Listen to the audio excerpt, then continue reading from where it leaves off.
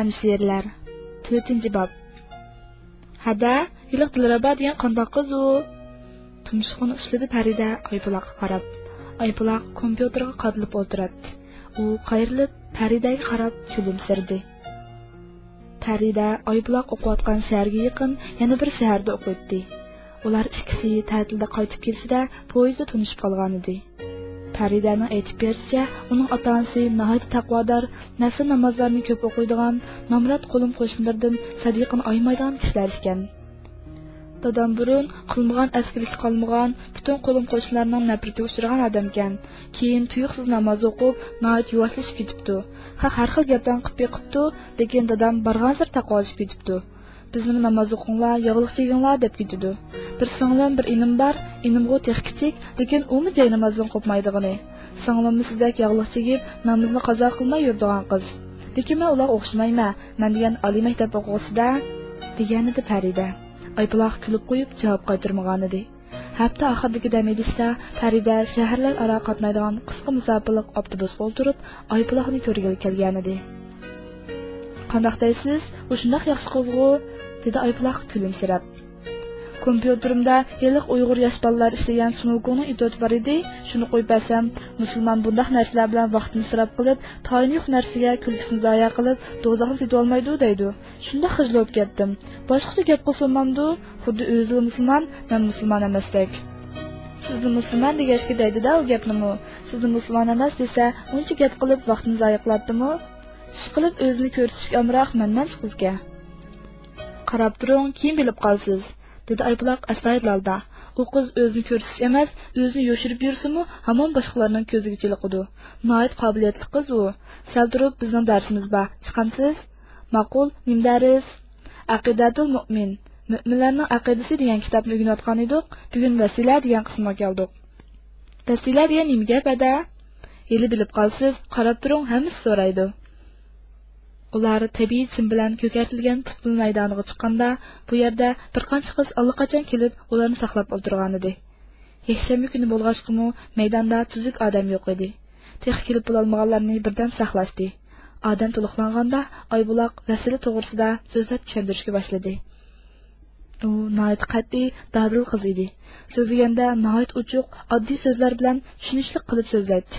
U yana atrofidagi ishlarni misol qilib so'zlashga istaydi. Ba'zida ko'pchilikni qo'llab kuldirsa, ba'zida qopig'ini turib, nihoyat jiddiy tusga kiradi.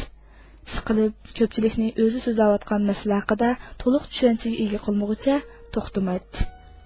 Dars oxir oyoqlashdi. Farida Oybuloqning bilimiga hayron bo'ladi.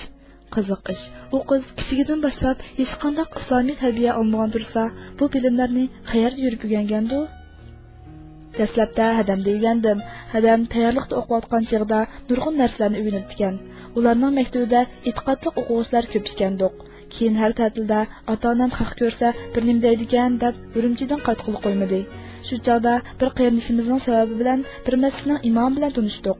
U kishi adam ikkimizga bir necha ustoz taklif qilib, tajvid va boshqa diniy darslarni bergizdi.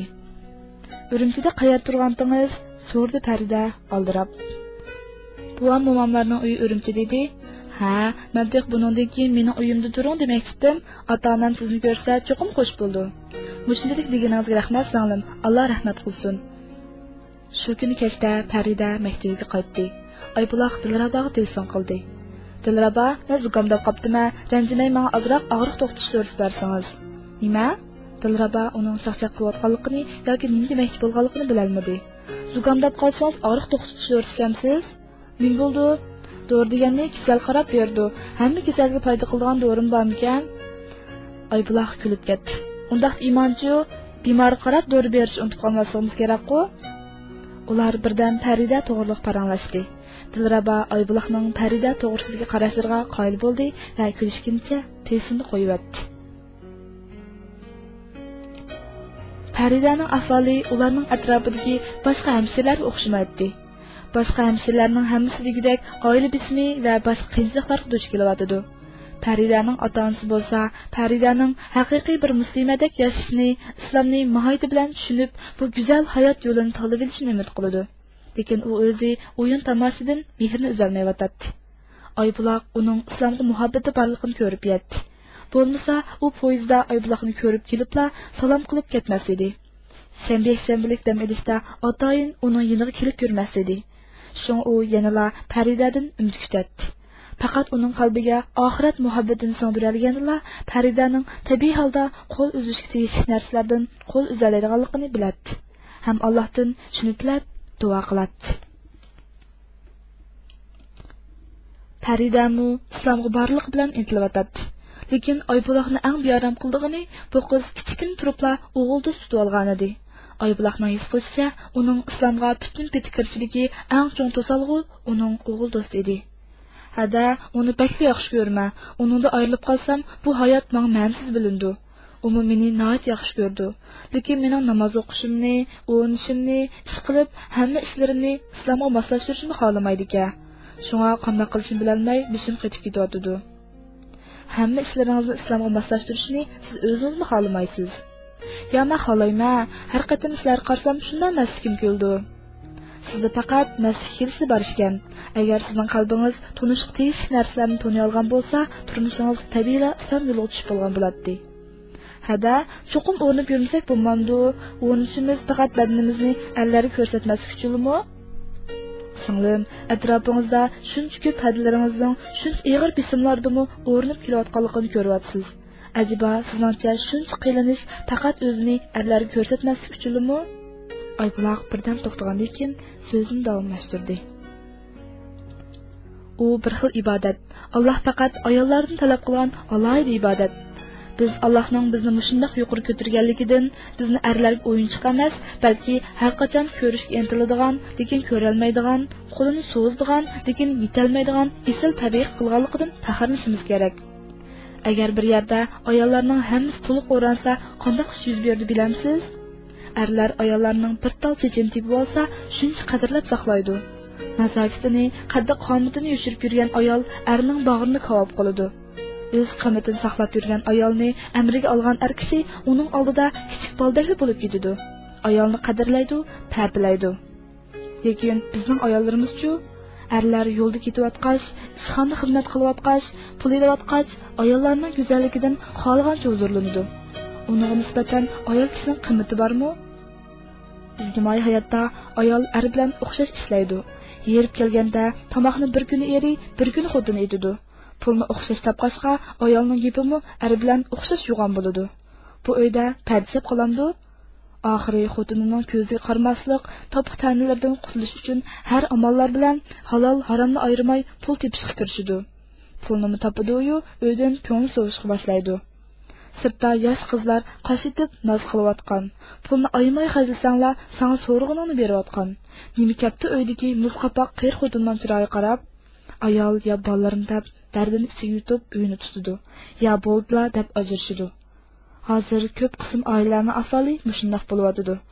Mushlarning hammasi eng negizni ilib etganda ayolning o'zini yoshirib, qimmatini saqlab yurmaganligi bilan munosabatlik.